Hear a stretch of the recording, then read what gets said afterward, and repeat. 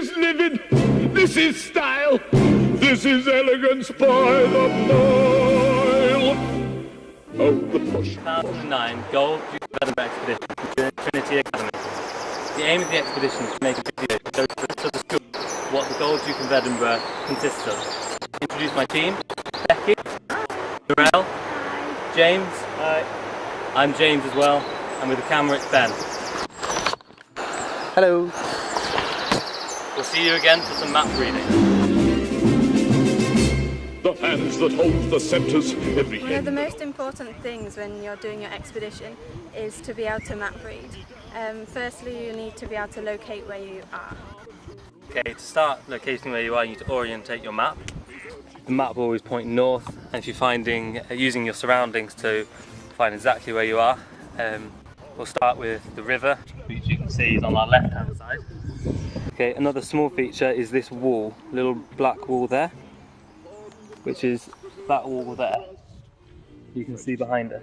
So we are between that wall and that bridge on the right hand side, right by the river. Okay, we also know that that's where we are looking at the contours on the map. There are very few contours on the map right by the river, so it's quite a shallow bank. So we can say accurately that we are here. Another main important feature is being able to read the map properly. And to do that we use the compass and we use the map. I'm going to show you how to take a bearing. What you do, you place the compass on the map of the 2 points that you want to go to. So we want to follow this yellow line up here. So you place the compass on the side. There's black lines in the side of the compass and you want to make sure that they're facing up the map with the blue lines. You take the number of where they pointing to, so that's 32. And then because we're going from mag to mag, you add 3 degrees to it. Simply add 3 degrees, 35 degrees, and we head off in that direction.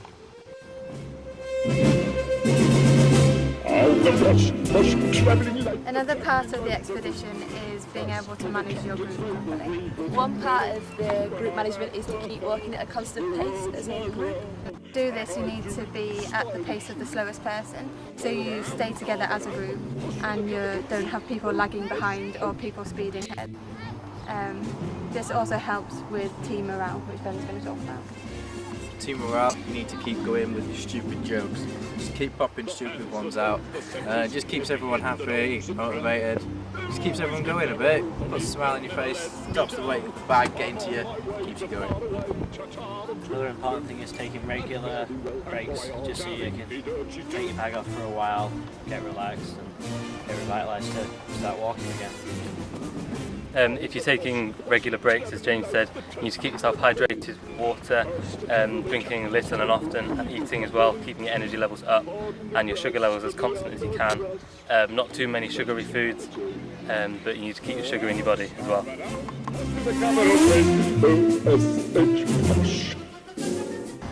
When you're navigating, you also need to know all the different types of paths that there are. You can see on the map that the first path we're going to talk about is the bridleway.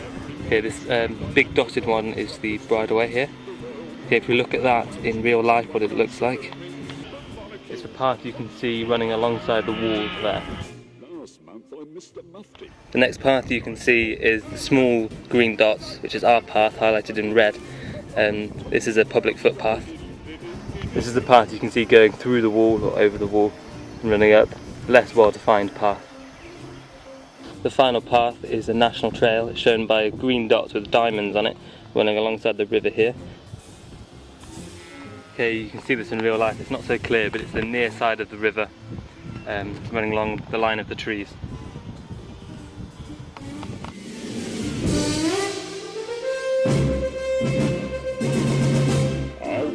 When you're on your expedition, it's really important to be aware of weather changes.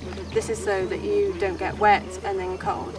To do this, you can check the clouds and see whether they're going to rain or not. And it's really important to put your waterproof trousers and cagoule on before it starts raining. This is so that you don't stop and then get wetter and you can just keep on moving. In the extremities of weather, for example thunder and lightning, we can use what's called a storm shelter, where everyone can get inside. This provides a protective barrier between us and the weather. Another thing you can do is get it behind a wall that you see behind us, get out of the weather, get out of the directness of the storm, and try and wait it out. When things get really bad, like thunder and lightning, you can do what Becky's going to demonstrate for us now, and that's where you sit on top of your bag, and the bag provides an insulation layer between you and the ground. So if for any terrible reason you are struck by lightning, it doesn't affect you very much because you're not going to be earthed to the ground, and therefore you're safe. Another thing that you can do is stay away from high areas on top of hills and get away from underneath trees, because they are also good places for conducting of electricity.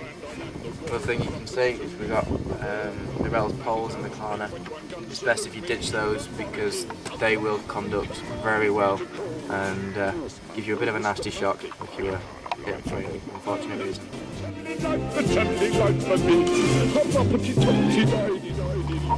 An important thing on your expedition is bag packing, because, for example, if it's going to rain, then you're going to need a big bin liner, just so it's going to keep everything inside your bag completely dry. So your clothes, your sleeping bags in there, bottom. You just got to keep it all dry so you don't get cold, wet and heavy. Another important thing is accessibility of items in your bag.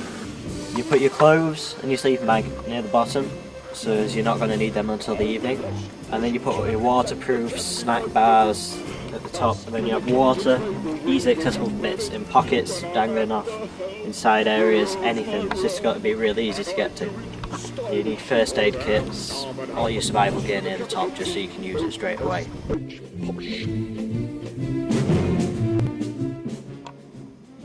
Our route leads us down this path, this footpath. This typical place for an injury. They'll always give their all for me, they'll never let me down. I'm on my way to far away, ta-ta and toodaloo. And fare thee well, and voyage arrivederci too. First you need to assess your casualty and find out whether they're conscious or unconscious. Check the area to make sure the casualty is away from any other danger. Okay, once we confirm the casualty is conscious, we need to ask him what's hurt. Now we know that our casualty has hurt his leg. We need to make sure that he's in the most comfortable position possible without causing him much pain. So first we're going to take off his rucksack. To check the leg is not bleeding and he's losing blood, we would try and remove the bottom of his trousers, cut them, roll them up, whichever's easiest. Next we need to make sure that the casualty is as comfortable as possible. To do this we've used whatever we've got. So we've used a roll mat here for his head, and then also we've got a survival bag here which we're going to just cover him as we can't move his leg to put him inside it. This is just to keep him as warm as possible while we wait for assistance.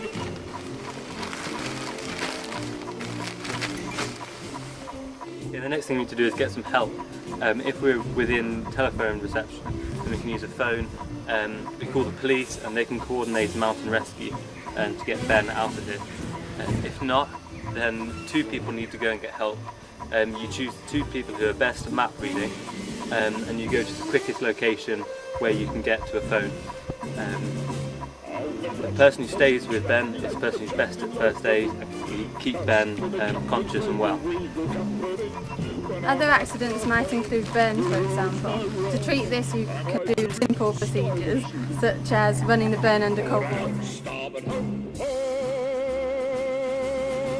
with a capital P-O-S-H. P-O-S-H, P-O-S-H. Push.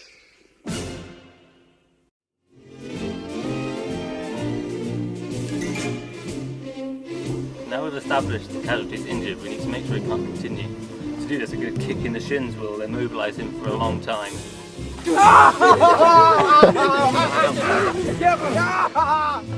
a Tuesday morning, 25th. I believe we'll be up and walking. You awake? I thought you'd gone. It's only 20 to 6. You've gone already.